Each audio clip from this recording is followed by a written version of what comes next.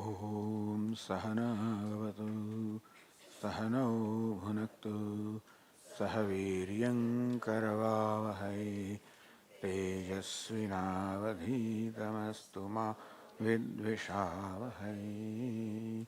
Om Shanti Shanti Shanti. Om Purnamadah Purnamidam Purnat Purnamudachyate Purnasya Purnamadaya Purnamevavashishyate. Om Shanti Shanti Shanti. Shruti Smriti Purananam Alayam Karunalayam Namami Bhagavatpadam Shankaram Lokashankaram Shankaram Shankaracharyam Keshavam Badarayanam Sutrabhashyakritau Vande Bhagavantau Punah Punah. Ishvaro Gururatmedi Murti Bheda Vibhagine Vyomavadvyapta Dehaya Dakshinamurtaye Namaha. Shanti Mantra.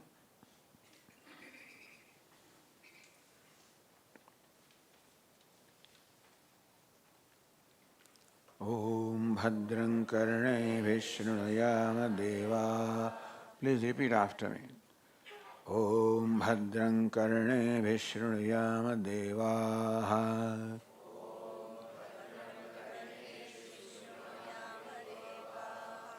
Bhadram Pashyemakshabhiryajatraha.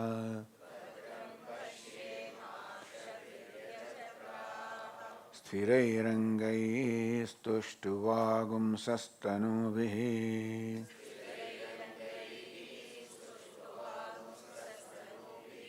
Vyashema devahitam yadayuhu.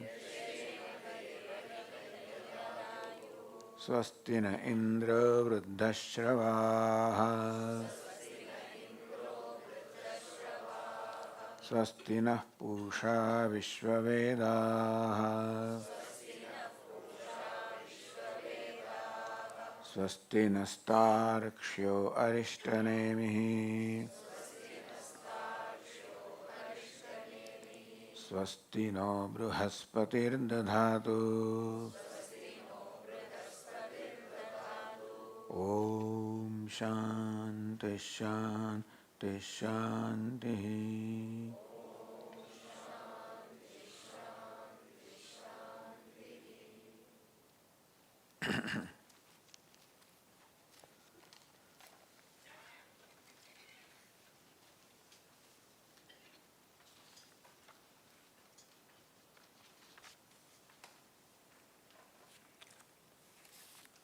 The first mantra, we'll just recite that.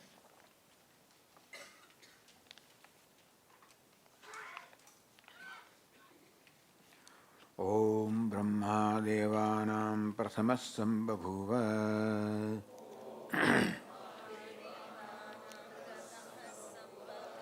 Vishwasya Karta Bhuvanasya Gupta. Sabrahma Vidyam Sarva Vidya Pratishtham. Atharvaya Jyeshthaputraya Praha.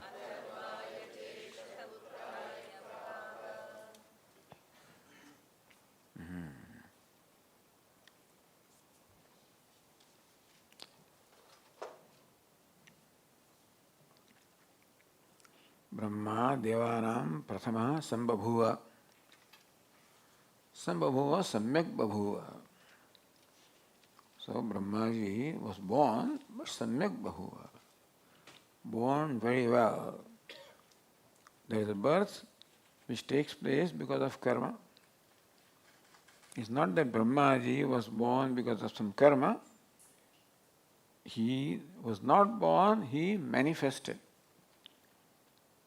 Because Brahma is in the category of Ishvara, Indava is not. He knows the truth When he performs actions, there is no sense of doership or kartritva. Therefore, there is no bondage of karma as far as Brahmaji is concerned. When we perform actions, there is a notion that I am a performer of action. That is called the sense of kartritva, the sense of doership. And that is what binds me with karma. What binds me with karma is the sense of kartritva, the doership.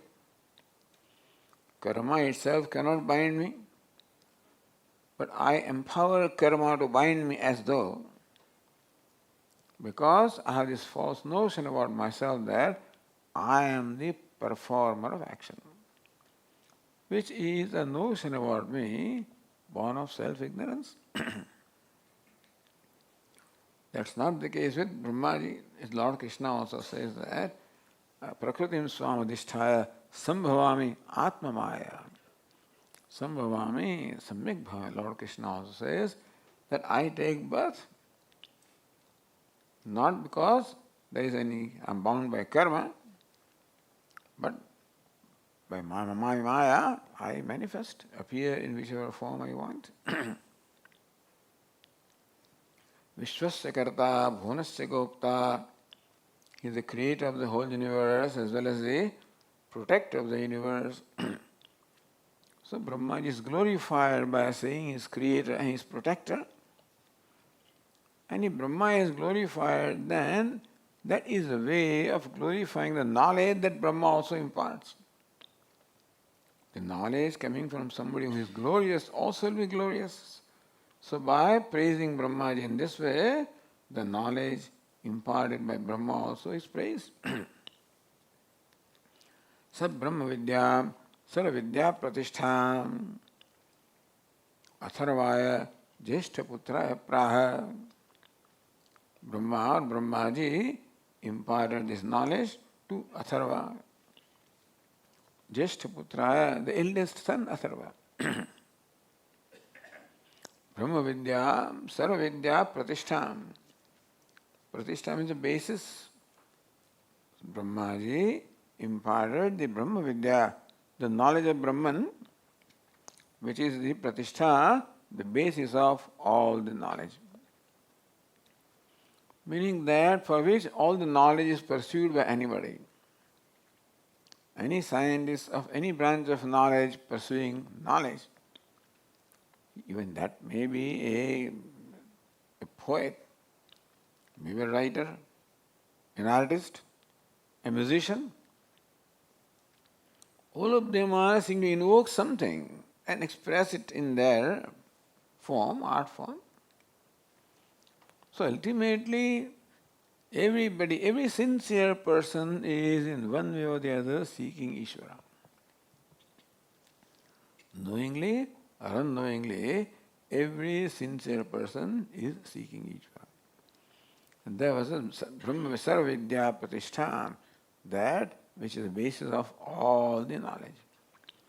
What everyone is seeking in their life through their own pursuit. Therefore, when you gain that knowledge, it is equivalent to gaining all the knowledge because all the knowledge has its basis in this knowledge.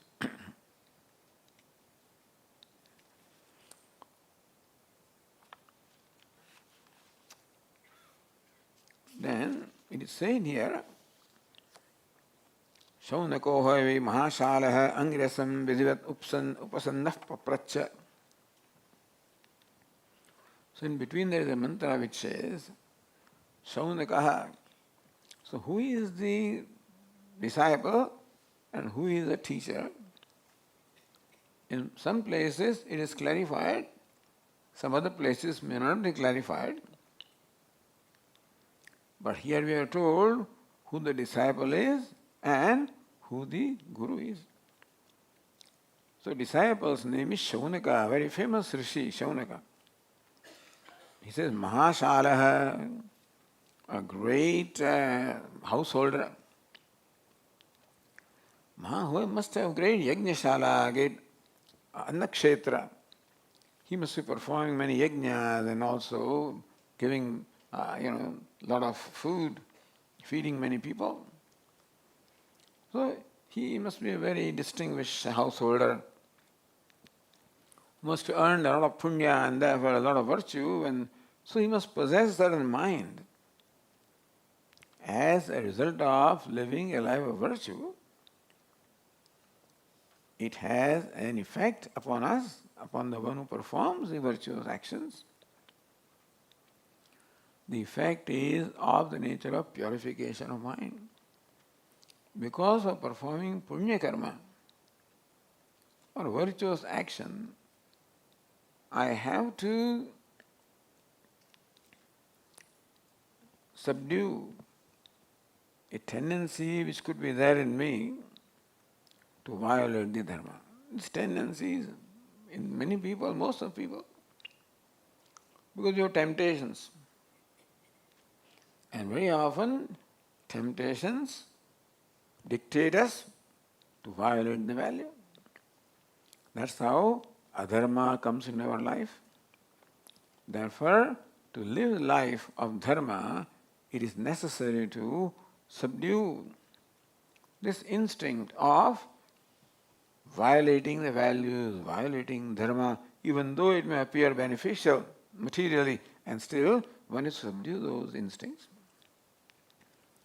That's how life of dharma makes a person self-controlled, becomes a disciplined person together, and that's how the concentration, the purification of mind takes place. And someday then, this jignasa, the desire for knowledge, will arise. He comes to Angiras and says, Kasmin bhago vijñāte sarad vijñāt. The question here is, O Venerable Sir, what is it knowing which everything as well becomes known? So let us read that next mantra. Shaundako havai mahashalaha Angirasam Vidivat upasannaha Papracha Kasmin bhago vijñāte Sarvamidam vijñātam bhavati te. Shaundako havai mahashalaha. Mahasha, great householder. So, because grihastha is not easy at all.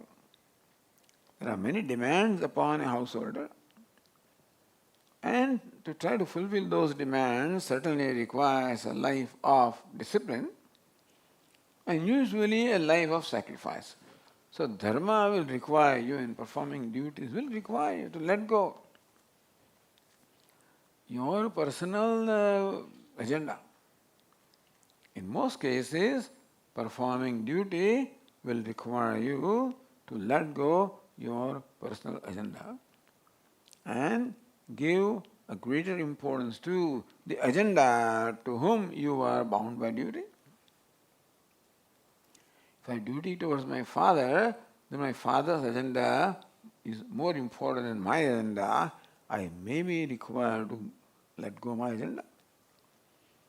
So dharma, that way, duty requires a person to progressively let go agenda. Agenda means my personal wish, my personal ambitions. It's likely that I may have let them go to do what is right. As Puja Swami would say, in every situation, there is a choice between what I like and what is right. What is duty? Doing what is right. And often, doing what is right requires one to give up what one likes, because they are not generally same. If what you like also is what is right, well, you are very lucky. Usually, what you like is not what is right. So, doctors declared that there is too much sugar in my blood. What I like is rasagulla. That's what I like. It's not right for me. There is big temptation, and therefore I might violate the instruction of the doctor when temptation may prevail and I may do something which is not right for me. So view these temptations. And whenever temptations prevail, this likelihood of violating what is right, violating dharma, and therefore for following dharma or righteousness, we have to constantly subdue our temptations. Subdue the tendency of doing what is right, subdue my own agenda, and do what is right, what is in the best interest of the world rather than me. So dharma constantly requires sacrifice. Performing duty requires sacrifice. You cannot expect to perform duty and still have your way. Mostly it is not. So Mahashala, Shaunako Havai, Mahashala. Says Shaunaka, who was thus a great householder, who must have performed the duties very well, meaning that must have lived the life of dharma. Three things are to be done basically, as Lord Krishna says, yajna, dana, tapa, karma, natyajyam karyameva tat. So, Shaunaka must be performing yajna, giving dhanam, charity, and tapaha, penance. As far as my requirement is concerned, penance. Minimize my requirement. As far as my relationship is concerned, dhanam, charity. And my relation to God is concerned, yajna, or worship. And so it is not an accident that this desire of jignasa occurred in the mind of Shaunaka. He must have gone through a lot of churning in his own mind, and then, maybe not finding the answer, came to the great teacher. Kasmin bhagavo vijñāte sarvada vijñātam bhavati iti.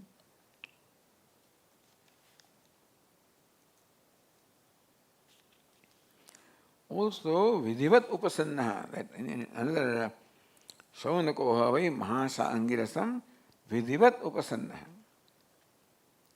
Vidhivat, duly, in a proper manner. Vidhi means what is enjoined, what is prescribed.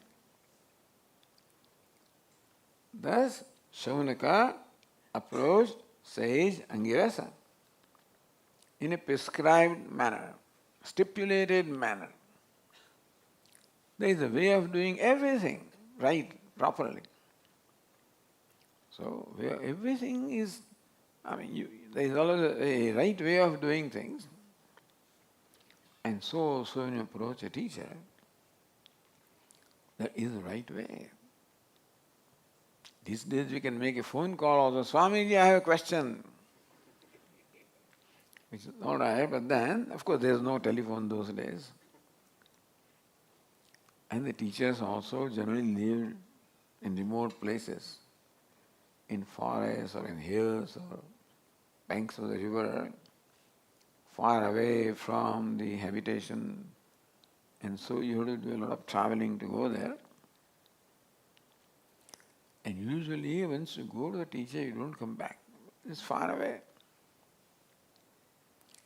And as long as you have the teacher, naturally you cannot perform your duties.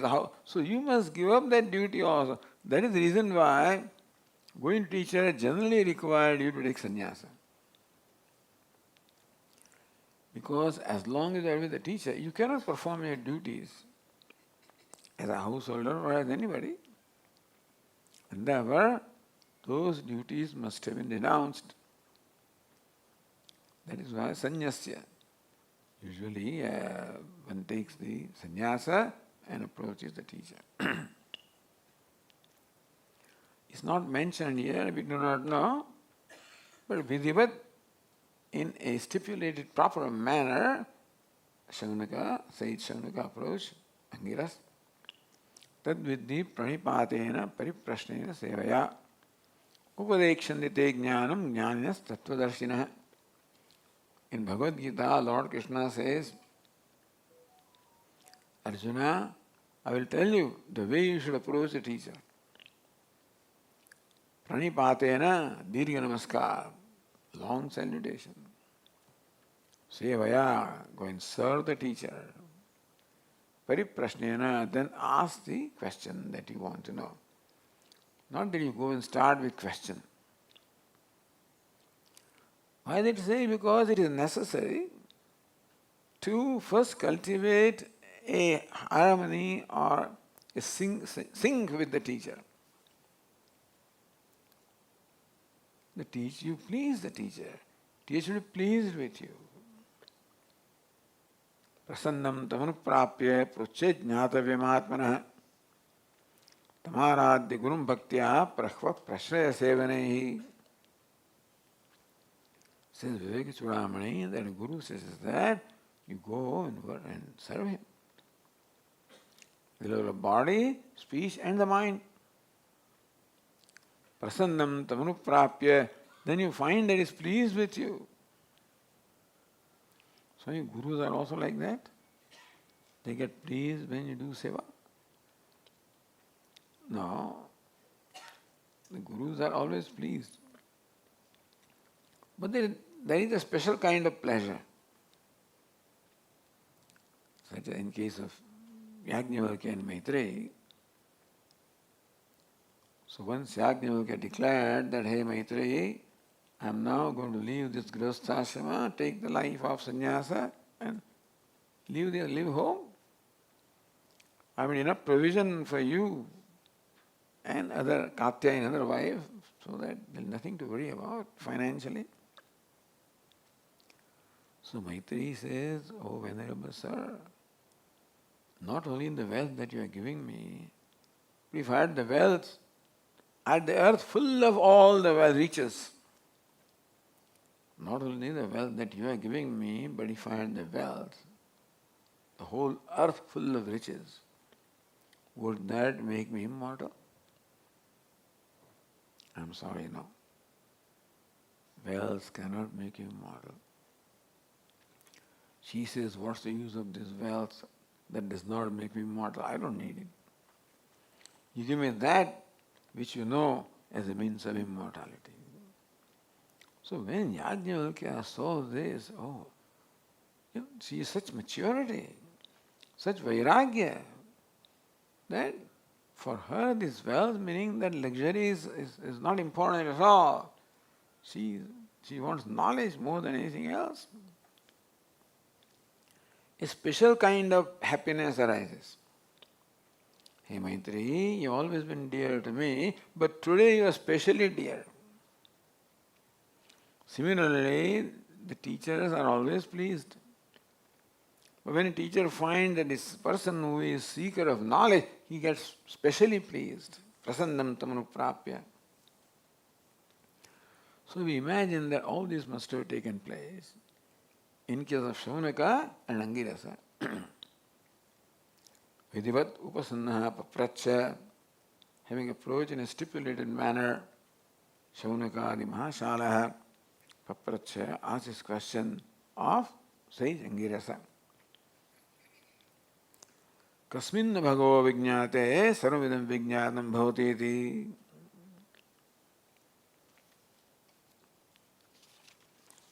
This kasmin nu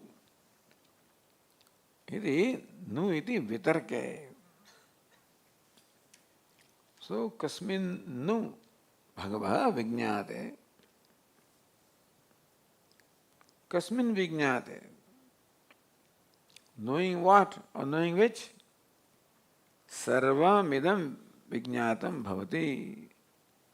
Knowing which all this as well becomes known. Kasmin vijñāte, knowing which sarvam idam vijñātam bhavati iti. All of this also becomes known. So basically, Shaunaka says, I want to know everything. But he also knows that you cannot count all these particles of sands. You cannot count all these stars. and so forth. There is no way to know everything in that manner. Is there a way of, because this is what human being wants to know everything. We want to know everything, what is happening in Australia, what is happening in New Zealand, what is happening here, there, and everywhere. And then these days with all the social media, what's happening in science and various fields of knowledge. Because human mind has curiosity, wants to know. And there is a satisfaction of knowledge also. So theoretically, a human mind wants to know everything. Here Shaunaka says that, well, I want to know everything, but I know that there is no way that you can know everything in detail. What is it? Knowing which everything becomes known. So Bhashyakara says here that he must have, in association with other sages, heard that by knowing one thing, other things, everything becomes known. And what is that one thing? It is called upadana karanam. It is called material cause. This kind of dialogue happened in the Chandogya also. And Sri Shuddhalaka and his son Shvetaketu was 12 years old and didn't go to school, did not do anything. So then the father Uddalaka says one day, hey, come on Shvetaketu, go to the Guru and study Vedas. There can't be somebody in our family, who has not studied and is so-called Brahmana, become a real Brahmana. So Shvetaketu goes to the teacher of the Vedas, studies for 12 years and comes back with knowledge of all the Vedas. So he was a bright person. And because he has this knowledge also, he became a little arrogant. I am something, Mahamanaha, Anucha. So, Mahamanaha, there is nobody like me, I'm so brilliant. Anuchanamani, I can give talks and lectures and I can teach anybody. Stabdaha, stabda means what? Stiff, do not bend down to anybody. This is how he came back. In fact, Vidya or knowledge should make you humble. Vidya vinayana shobhade. This fellow with Vidya came back arrogant. The father knew that my son is adhikari for Brahma Vidya. He knew. The arrogance was what was coming in his way. So what you need is prick the balloon. So that is why in that process, pricking the balloon of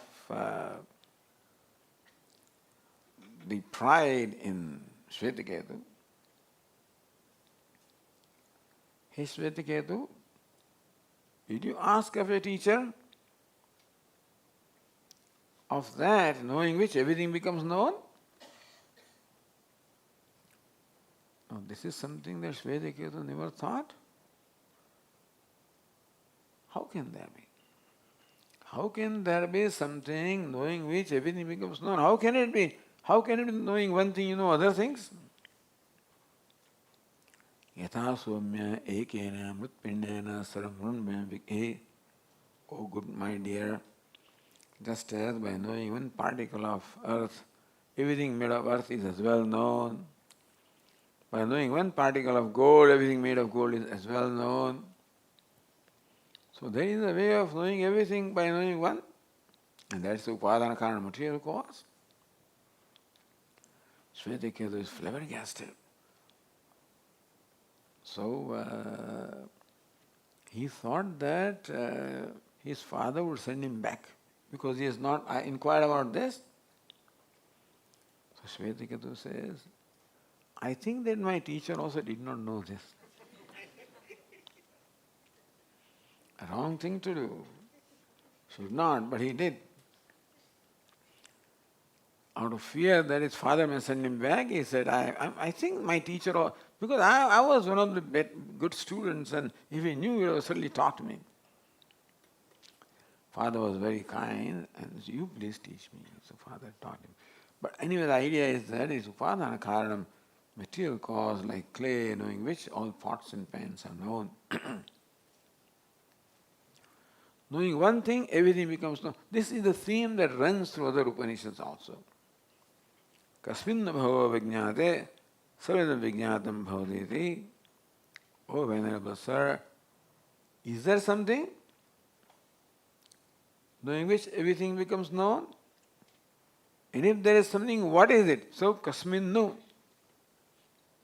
Is there something by knowing which everything becomes known? And if there is something, what is it? Both of these questions are implied here in kasminnu. Sarvedam vijñātam bhavati iti. So this is a question that Shaunaka has of the sage Angiras.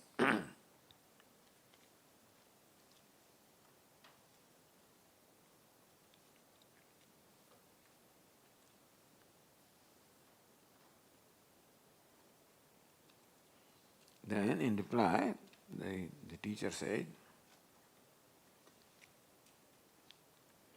Tasmai sahovacha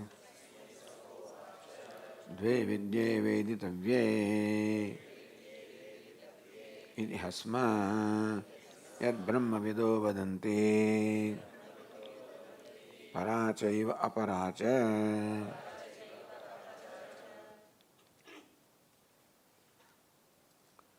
Tasmai saha ha uvacha. Saha Angiraha or Angiras. Tasmai Shaunakaya uvacha. When Shaunaka asked this question of Angiras, then Angiras replied. Don't take this for granted. That just because we ask a question, there will be necessarily replied. There is no rule. There have been cases where people have been asked to wait. I said yesterday itself, I told you the story how Indra and Virochana went to Brahmaji seeking knowledge of self, and they were made to perform penance for 32 years. Then the teacher allowed them to ask a question. In another case, as in Prashnopanishad, 6 scholars approached sage Pippalada. They had heard about sage Pippalada, about his wisdom, and they said, going to him, all our questions will be answered. When they approach sage Pippalada, he says, stay here for 1 year. Live the life of brahmacharya, tapasarya. Sorry, sir, I don't have time. Suppose they asked you to stay 1 year, Do what? Do seva. Gardening. I have better things to do. I don't think that we would, How many of us would wait? It's not just living in, it's serving. Life of brahmacharya means serving the teacher, and there's no luxurious food in those days. It is very, basically life of austerity and penance. That's how ashrams were. Not idli in the morning and dosa in the evening and then, All about Puja Swamiji. What he's doing. It's not that in every ashram you find that. You go to the yoga places, a very specific diet they have that suits the yoga. Vedantins, everything suits them. And so, our Swami used to say that when they come here, they should not feel that they are away from their home. Therefore, they should feel as comfortable as they are at home. Now, this is something very generous and very... But out of total compassion, how can we, create an atmosphere so that they will have the incentive? Otherwise, the first day you will walk out.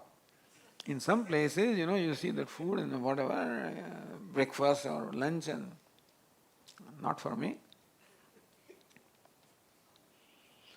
That this should not happen, therefore provide them everything that they get. In fact, people in Salzburg, when they come, they say, we get better things than our home. At home, wife has no time, In United States, she cooks once a week and puts everything in a freezer and then takes out and then, Here they get fresh food 3 times a day. So they are treated better than they are treated at home. And then they say, do you have Wi-Fi? So nowadays people ask this question. Then we have to provide them Wi-Fi. Anyway, so this is a modern situation. Those days situation was different. But then if you have Wi-Fi, then you don't give up your samsara, isn't it? Samsara comes along with you as your laptop. And no sooner class is over, they sneak out into some rooms where Wi-Fi is available. Meaning that even for 1 week they cannot take vacation. They are working during that time also. No problem, you please come. That's how generous we have been. We inherited that tradition. So this one and what happened existed at that time. I'm saying this just to compare. But what state of mind should you have? You should be a sannyasi to study this, whether you've taken sannyasa in a formal manner or not. It is for a week when you come here, you should be a sannyasi, renunciate. A renunciate with no other agenda. Renunciation means giving all agenda, basically. And therefore, a sannyasi is no agenda other than Brahma Vidya or whatever the tradition is. Sannyasa for japa, sannyasa for tapas, different traditions are there. Here, sannyasa is for pursuit of knowledge. When that remains the only agenda.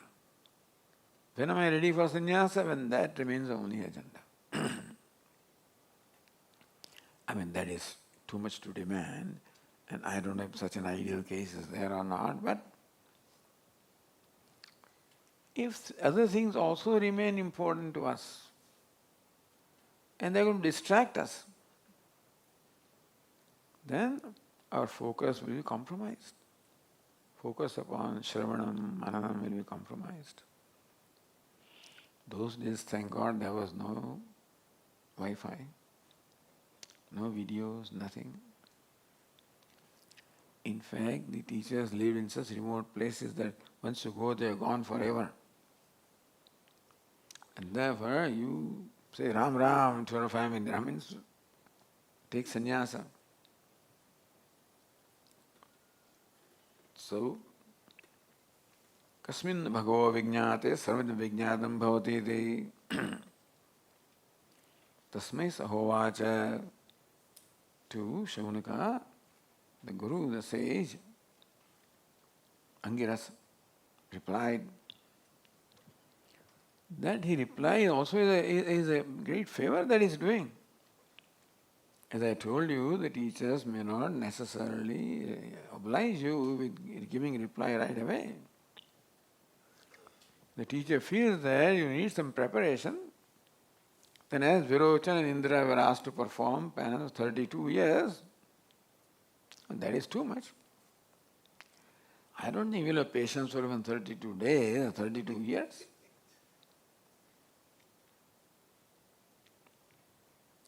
Dve vidye veditavye iti asmet brahma vedo vadanti Paracheva paracha. Teacher says, Dve vidye veditavye.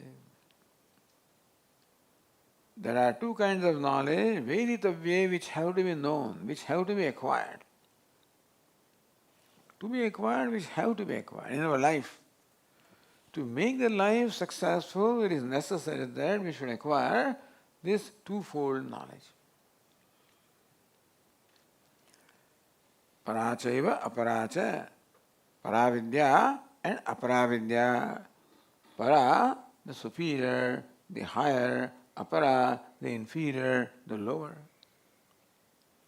Paravidya, vidya, the knowledge of para tattva, the superior tattva, of Paramatma, of the absolute reality, of Ishvara, of God, of the Satyam, of the truth, whatever word you used. That one must know the truth about life,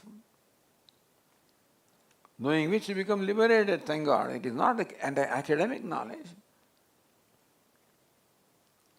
Because all, as I say, true seekers of knowledge are always in pursuit of seeking truth. So all scientists, all these people are all, whether they may be poets, they may be, all sincere people are always in search of truth in their own way. Maybe great musicians, great artists, great writers, great people. And everybody has some kind of an inkling that there is something to be known, something to experience. Parachaiva aparacha. Two forms of knowledge have to be gained, paravidya and aparavidya. Paravidya means, para means superior knowledge, aparavidya inferior knowledge. Or you can say the knowledge of the superior and knowledge of the inferior. The knowledge can be superior and inferior. So paravidya, vidya, the knowledge of which the subject matter is para. Para or Paramatma, Param Brahma, the ultimate truth, Satyam. And aparavidya, the knowledge of which the subject matter is apara, the inferior. So one is Satyam, other is what? One is Satyam, other is Mithya. This much the Vedantins always know. Slokadena pravakshami yaduktam granthakotibhi.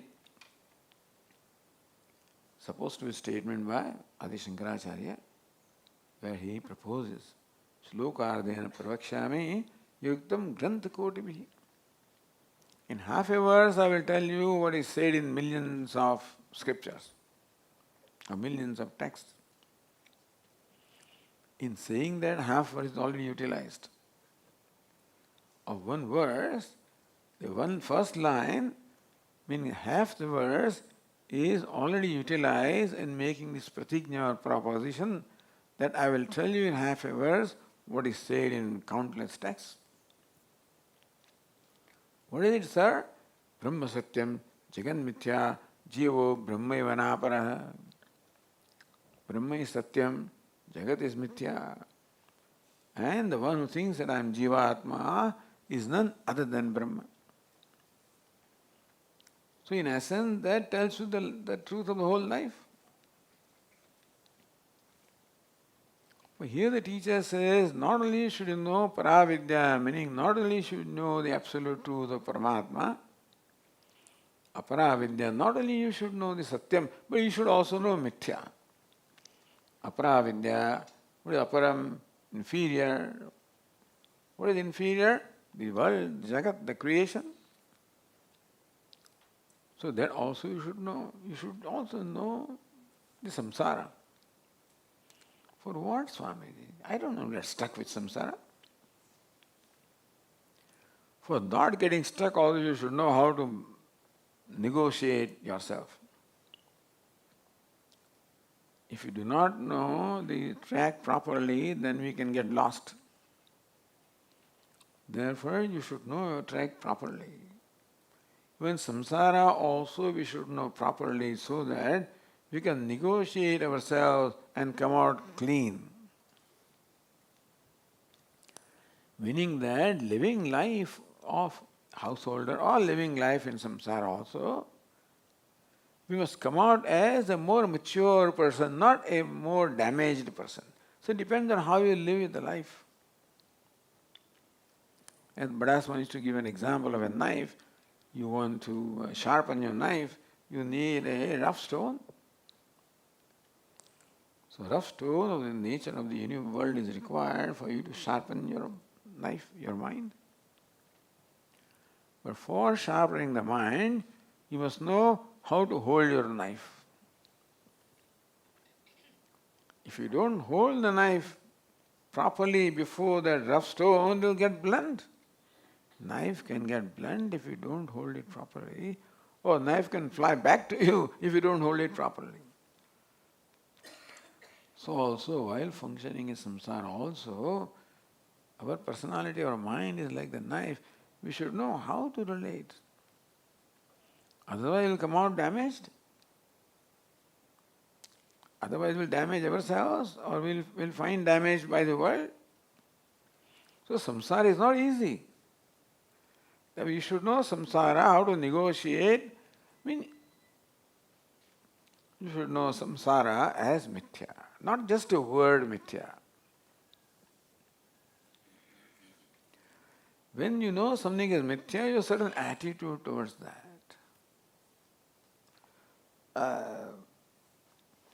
Well, when you know this is gold, very tempting. Says the one fine gold, 99.9, net weight 1,000 grams.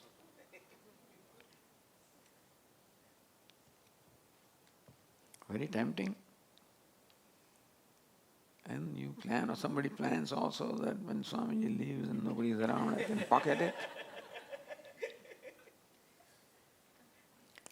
So only when you pick up in your hand and examine, then you realize that it is more. What is this?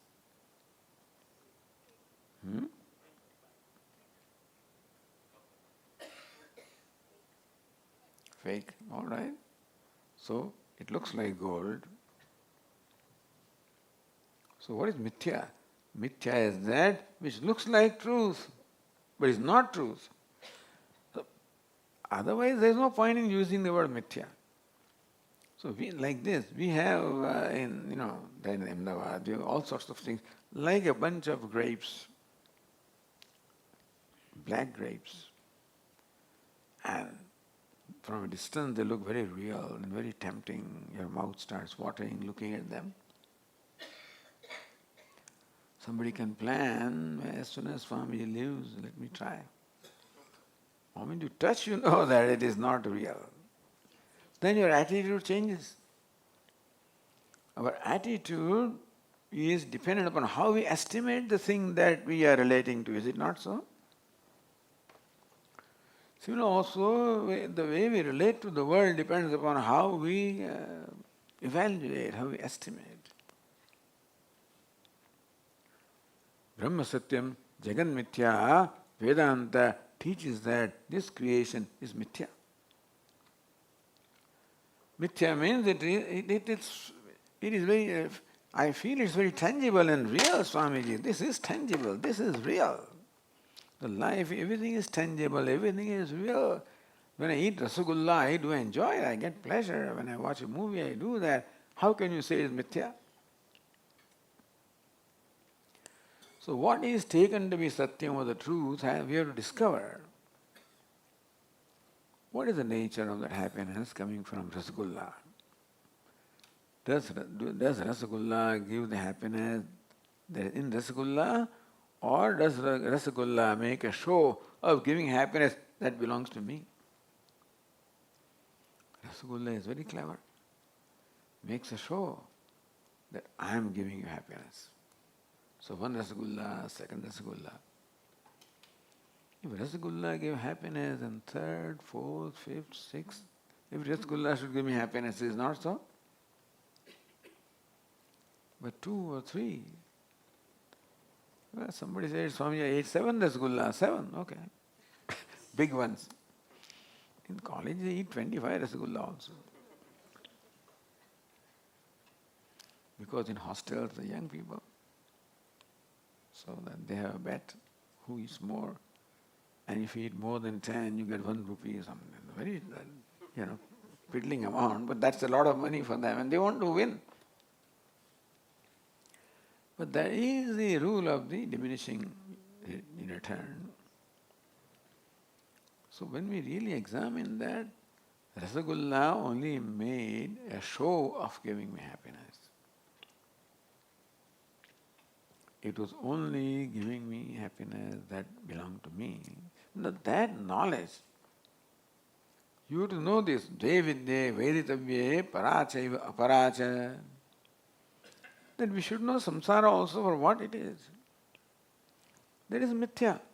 It's not a fault that it is mithya. I mean, you can't hate, this is what it is.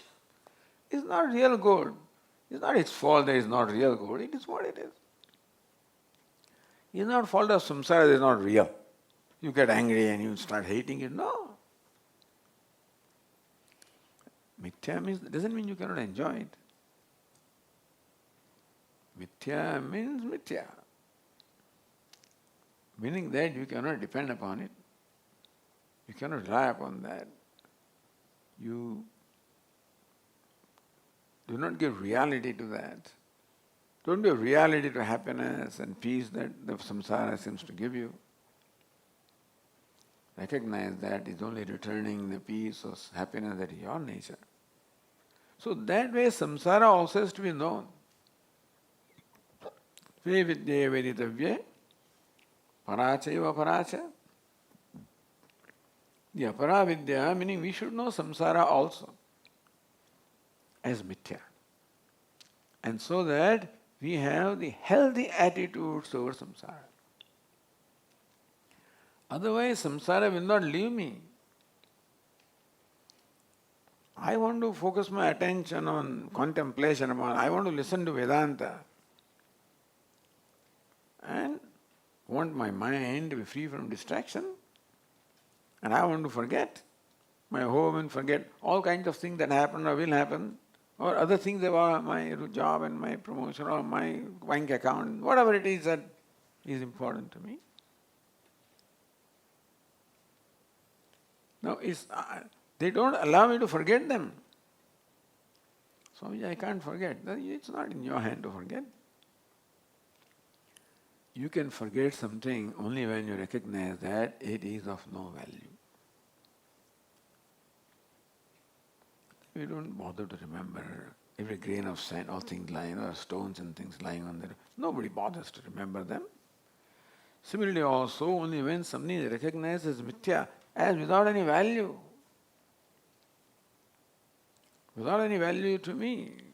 It is there, it is fine, not there, equally fine. This is what I should discover about the world. By world I mean all the happiness the world has to give. The wealth and name and fame and power, these things are very attractive. So by world is meant the achievements of the world, which generally distract me, attract my mind.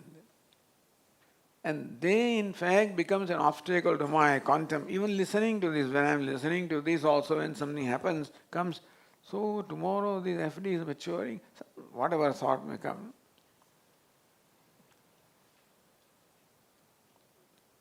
And we know that it doesn't matter. FD matures, well and good. Does not mature, I plus $1 million, okay. I without $1 million, I'm equally okay. That the world cannot add anything into me, cannot take away anything from me. That is called vairagya. That doesn't mean that I do not like world, I don't respect it, I love it and you enjoy it. At the same time, understand it for what it is. In that case, it will not occupy the mind. Otherwise, anything that enjoys importance in my mind will occupy my mind whether I want it or not. So I can't forget it. Choice. Forgetting is not in our hand. If it doesn't bother me, then only I can forget. Anyway, so Dve Vidye Veditave, meaning that we have to know the world also as mithya, meaning that which does not add anything to me or that which does not subtract anything from me. That's called mithya. In that case, it is of no consequence to me. It is there with me, well and good. Not with me, well and good. To discover that about the world is called knowing the world. Aparavidya is important. Somebody asked a question, why does teacher bother about aparavidya, about the world and about the life and about samsara? Why should you bother about that? You want to get rid of it. But you can get rid of it only when you understood it properly. Otherwise, that will not get rid of you. Like these two sadhus are standing at the bank of the Ganga. It's freezing season. Both are shivering. And they saw something floating in front of them in the river Ganga. So one of the sadhus, they thought there's a blanket that is being dragged in the water. So one of them was very bold and he just plunged into cold water and swam. All the way where that blanket was flowing and got hold of it. And that fellow started, swimming along with it. He was being swept in water. So his friends said, hey, give up that blanket, give it up. He said, I want to give up, but that does not give me up. It's not a blanket, it was a Himalayan bear, he was caught him, thought it is a blanket. It's not for us to give up something, it is for that to give me up, really. This is not understood. Prajahati yada kaman sarvan, one who gives up who can give up desires? Desires don't want my permission to be there, they are there anyway. I can write a signboard in front of my house, anger has no entry here. As though anger asks your permission. Desire has no entry in my mind, it doesn't ask your permission. A thief will not come only when you know there is nothing worthwhile for me. There is something that attracts the thief. There is something that attracts that desire. So, desire you cannot get rid of unless you get rid of something which brings, like the ants keep on coming here, As long as a piece of candy is there, it will come. Even a wrapper also attracts them. To get rid of ants, you must get rid of the cause which brings the ants here. So we got rid of that thing, not even wrapper. Similarly, desires are like those ants. They find something here, that's why they come. And so, the world cannot be given up unless I give up something here which seems to attract the world to me, which creates in me the ragadveshas. So giving up the world means giving up the ragadveshas, attachments and aversions. As long as there are attachments, aversions in my mind, they are the windows or the doors through which the objects walk in. So give up the world, give up the ragadveshas, that's called vairagya. Become free from raga and dvesha. Vairagya. Viragasya bhavaha vairagyam. What is viraga? Viraga means that from which raga has gone away. That is free from raga or attachment. But that vairagya should also include the freedom from aversion also. Vairagya also means vaidveshya. Vairagya people have, Swamiji, I don't like anything now. After listening to Vedanta, I lost all interest in life. I no more go to movies and now that also is a little bit of risky, We don't want dvesh or aversion to be created towards anything. Not only I give up, I become free from attachment, also become free from aversion. That is called a healthy attitude. Because if aversion is there, that also will bring those thoughts here. So what is meant by knowing the universe is becoming free from raga. This you won't find anywhere, by the way. So that's why we are saying knowing the universe is knowing it such that I become free from raga and dvesha. Because raga, dvesha, attachment and aversions. Attachment means I cannot do without something. That's called attachment. Aversion, I cannot stand something. That's aversion. Both of them have hold on me. Both of them keep on threatening me. You cannot do without me, all right? And you cannot stand me, so therefore both of them create botheration in my mind. Therefore, knowing the universe is knowing it in such a way that I become free from attachment and aversion. Then only the universe does not bother me. Then alone I can focus my mind upon the paravidya. So paracheva aparacha, that is how apara means the knowledge of the world. Not that you have to know what is all there in the world and what kind of world lokas are there. Knowledge of the world means knowing the world is mithya, meaning that knowing that it cannot make you happy, nor can it make you unhappy. That it cannot add anything to you, nor can it take away anything from you. That's a comfortable relationship, called healthy relationship. Okay, we'll continue.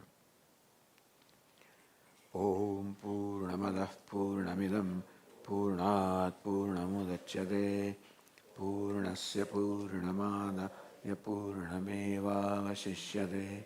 Om Shanti Shanti Shanti. Shankaram Shankaracharyam Keshavam Badarayanam Sutra Kruto Vande Bhagavantau Punah Punah Ishvaro Gururatmeti Murti Bheda Vibhagine Vyomavad Vyapta Dehaya Dakshinamurtaye Namaha. Om Shanti. Hari Om Shri Gurubhyo Namaha. Hari